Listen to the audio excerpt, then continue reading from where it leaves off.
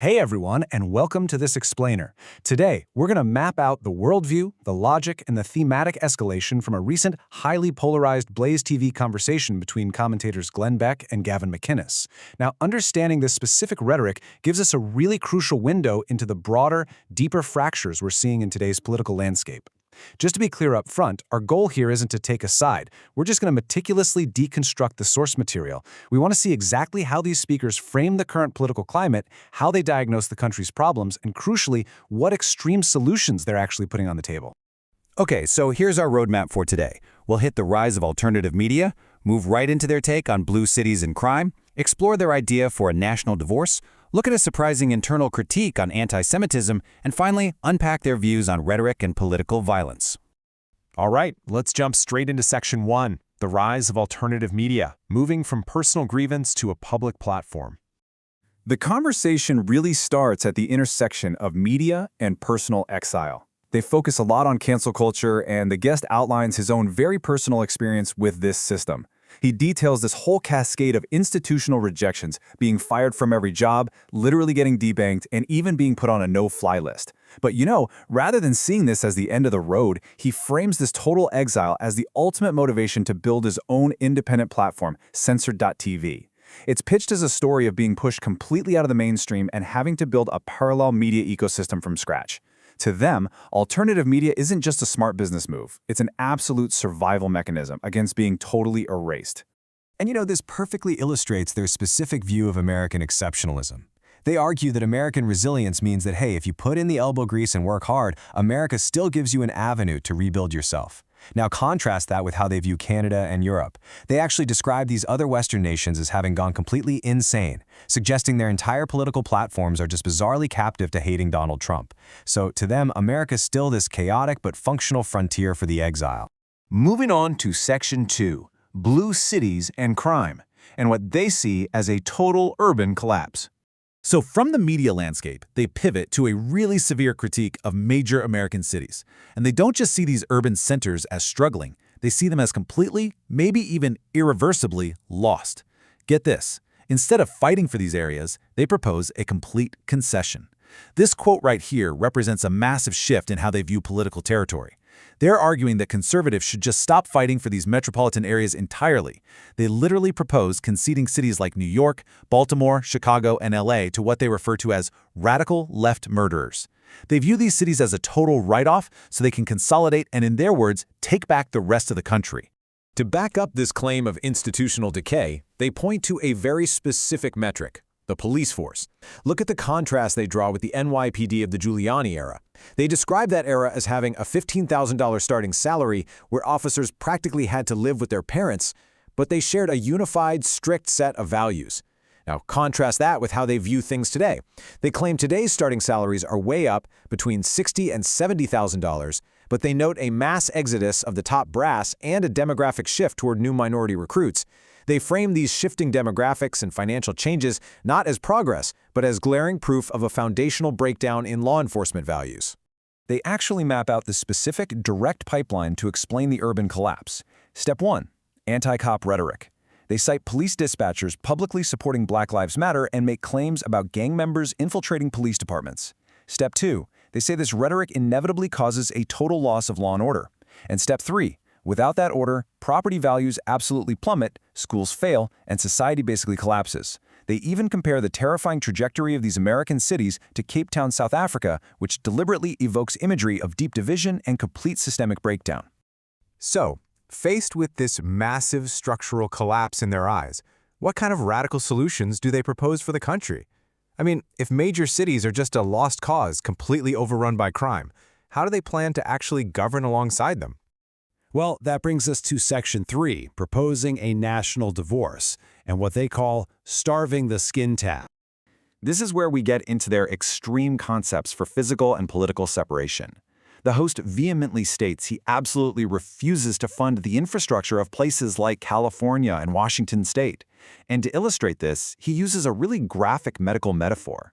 He likens these left-leaning regions to a skin tag, suggesting the rest of the country should literally tie it off with dental floss to starve it of resources until it essentially dies and falls right off the national body. It is intense imagery, for sure. Then they highlight this incredibly provocative proposal from a man named Nick Ox, who was identified as a January 6th participant. His idea? Give every single citizen a guaranteed $40,000 a year, taxpayer-funded living wage. But think about the mechanics of this for a second, because there's one strict, non-negotiable catch. To accept the money, you have to permanently sign away your constitutional right to vote. No way around it. So why would they propose this? The crucial point lies in what they believe about human nature and political affiliation. Their whole theory is that the people who would eagerly accept this financial buyout are predominantly left-leaning city dwellers. By having them willingly strip themselves of their own voting power, the speakers assert that all these major urban centers would almost overnight turn politically red. The host is all about this, enthusiastically calling it an absolutely brilliant strategy.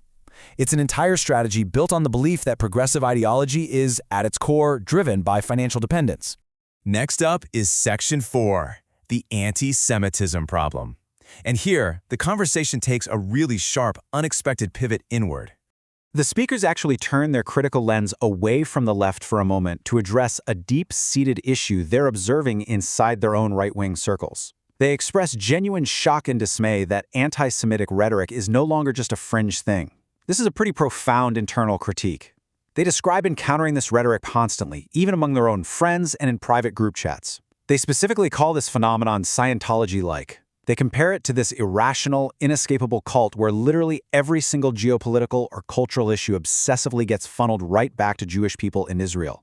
To try and intellectualize why this prejudice is suddenly everywhere, they argue that Jewish overrepresentation in fields like media, chess, Nobel Prizes, and medicine is just a result of high IQs and natural success. But here's their hypothesis. They think the resentment against this success actually masks an underlying anti-whiteness. They argue society has built this massive pressure cooker where you aren't allowed to be racist, except against successful white elites. And they think this newly unleashed anti-Semitism is just a redirected, socially acceptable form of that exact hatred. They view this rising anti-Semitism not just as an ugly cultural trend, but as a full-blown apocalyptic indicator. Coupled with what they describe as the demonic waving of Palestinian and Iranian flags in Western streets, they view this deeply entrenched hatred of success as the ultimate canary in the coal mine. To them, it's a clear, undeniable signal of total civilizational collapse. Which leads us to our final part, Section 5, Rhetoric and Political Violence, or what we can call the threat matrix. We reach the peak intensity of this conversation here, addressing how political violence is defined and weaponized. Referencing a recent unnamed shooter, they make a really chilling psychological assessment. They argue that a perpetrator who genuinely believes they're morally righteous, someone who makes a logical case in their own mind for doing good, is far more dangerous than just a simple, chaotic villain.